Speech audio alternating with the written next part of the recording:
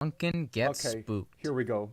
It was the time of year when the little engines were busy clearing their railway of branches, mudslides, rocks, and many other jobs in preparation for the holiday season. Okay, all right. Peter Sam was especially busy building a cattle creep. He was building This was simply a bridge, but an essential one. It had become necessary to build it because the forestry tractors and sheep regularly covered the rails with thick mud. So every time they traveled on this stretch, they had to stop whilst the firemen cleared away the mud. This, of course, made them very late, a thing their manager and the fat controller would not tolerate. "What's the point of a timetable when you're always late?" the fat controller said to them sternly. But when Peter Sam showed the fat controller the problem, he immediately commissioned the work. The rail track was on a slope, which made things difficult. Rusty helped Peter Sam, but most of the time, she was used more as a brake van to anchor the trucks, rather than being a useful engine. At the top of the hill was a very famous watering place. All the engines used to stop there and refill after the long climb, and visitors often picnicked there as well. Interesting. It was exceptionally beautiful. One day, after doing some very hard work, Peter Sam's water tank was almost empty. His driver took him and his empty trucks to the watering place, whilst Rusty went off to work down the line. "We may as well have our lunch break here," Peter Sam's driver said to the fireman. Name him.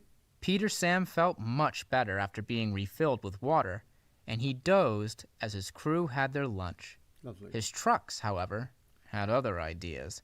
"Let's break away and have some fun," they said to each other. Oh no, it's Mike the truck. And they did, because of Peter Sam's parking position. His back coupling was riding low, so with hardly any effort at all, the first truck was able to break away, quite silently too. But they didn't fool Peter Sam. He knew immediately they broke away and that something was up. "The trucks!" he peeped. But there was nothing anyone could do. The trucks sped down the line. Faster and faster they went, but they had forgotten completely what lay ahead.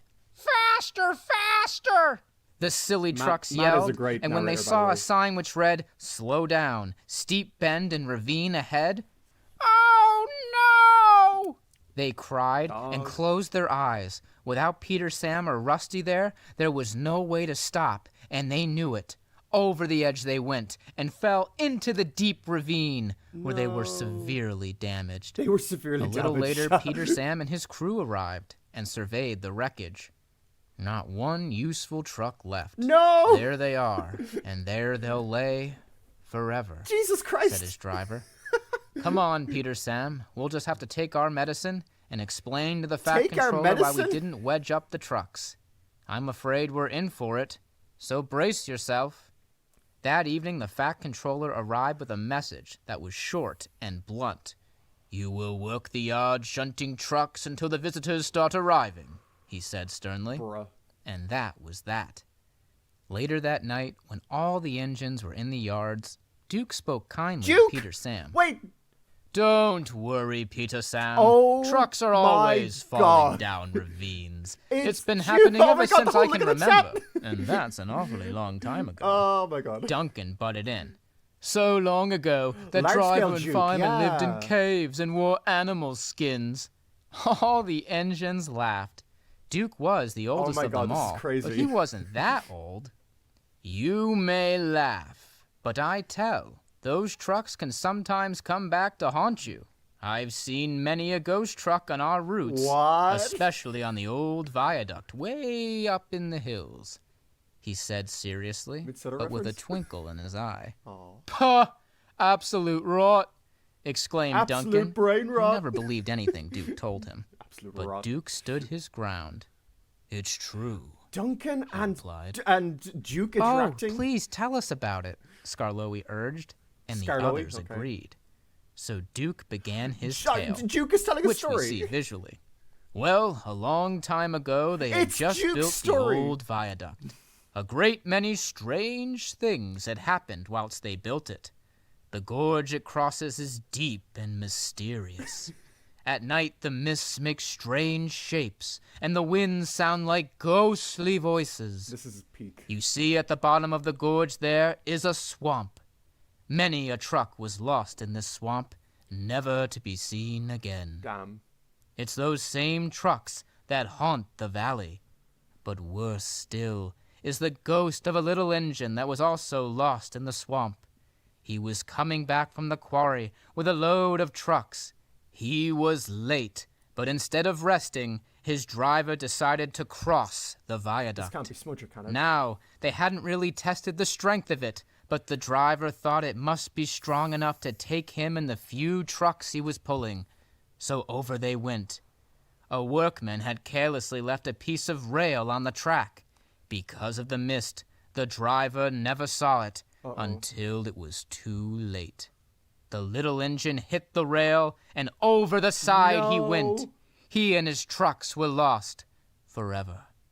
Luckily, his driver and fireman jumped clear, but the little engine was gone. Not even the horses could find him. Horses were often used to rescue us if we broke down, you know, but sometimes, when the moon is full and the mist just rising, that little engine makes his journey across the viaduct, only this time without accident. And that's true, Duke concluded. So it's true. Well, if I was you, Duke, I'd stay in the sheds and never come out. It would do us all a favor, too. This is so Ghosts, cool. viaduct, stuff and nonsense. Duke and Duncan said angrily, Duncan interacting and is so puffed cool. away to his shed. The other engines stayed quiet, though. They had all seen strange things in the quarries and mountain trails to know that Duke could be telling the truth. Nothing more was said as they all went to sleep. Next day, as Peter Sam was shunting in the yards, Henry stopped by the water tower. Okay, Henry? Peter Sam and Henry got on well together, so he told Henry about Duke's story. Henry smiled. You should always be wary of ghosts, said Henry wisely. Callback to the other episode? Just then Duncan puffed by. Woo, woo, woo! Look out, Peter Sam, there's a ghost in your smoke box. And off he went, chortling away to himself. Peter Sam was most upset. Never mind him, Peter Sam. It's those who doubt that get spooked the most, said Henry, as he puffed away. We'll fix that, Duncan, said his driver kindly, and he told him his plan. Peter Sam's driver secretly spoke to Duncan's driver, who agreed to play the trick on Duncan. The following day, Duncan had to take coal trucks to the slate mines and then bring slate trucks back. Okay. It was a long haul. His driver decided, as part of the plan, to go the old route, which meant they had to cross the old haunted viaduct. Interesting. When Duncan crossed over it, he smiled. Haunted viaduct? Pah! It's as tame as driver's pet rabbit, Smudger. he scoffed. Yo, his driver has during a pet the day, rabbit. the gorge looked wonderful, extremely picturesque and tranquil. But at night, it was completely different, as Duncan was about to find out. Hot damn. As Duncan worked at the mine, things somehow reminded him of Duke's story, and when dusk was falling, he made it clear to his driver that he was keen to go, offering up the rather tame excuse I honestly prefer that if we don't Duncan go back to the sheds before dark, Scarloey will take my favorite parking space. His driver You're not laughed. a freaking car, Duncan. We can't go until we've got a full load of trucks, he said, and winked secretly to the firemen. They could tell Duncan was nervous, so their plan was bound to work. Uh-oh. The moon was full in the night sky when they left the mine. The mist at the foot of the viaduct was beginning to rise, and the ghostly breezes made their strange sounds. Duncan's driver and firemen knew that at this time of year, fireflies often gathered on the viaduct. Would you believe They were your attracted eyes? to a certain 5 type million of tree branch, fireflies. of which a local miner, who was in on the plot with Duncan's driver, had placed at the far end of the viaduct. Okay, interesting. He had also arranged for a couple of horses covered in white sheets to wait in the woods. What? Duncan bravely whistled as he neared the viaduct, and the sound of it echoed around the gorge.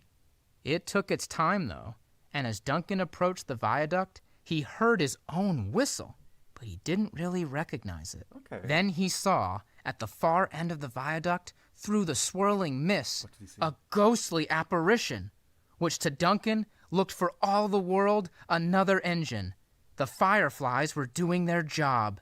Halfway across the viaduct, Duncan stopped, his face ashen white in fear. I love how they're always torturing him. It's Duke's ghost! Look! Both his driver and fireman looked, but the fireflies had vanished, disturbed by the miner in white overalls leading the white-sheeted horses. That was enough for Duncan. He shrieked, went into full reverse, and wouldn't stop until he reached the mine. He hid in a shed and just wouldn't move until daylight. He promised never again to joke about ghosts and decided to believe Duke and his stories from that day on, which made Duke and the other engines very happy indeed. Bruh. That's crazy, dog. That's actually insane.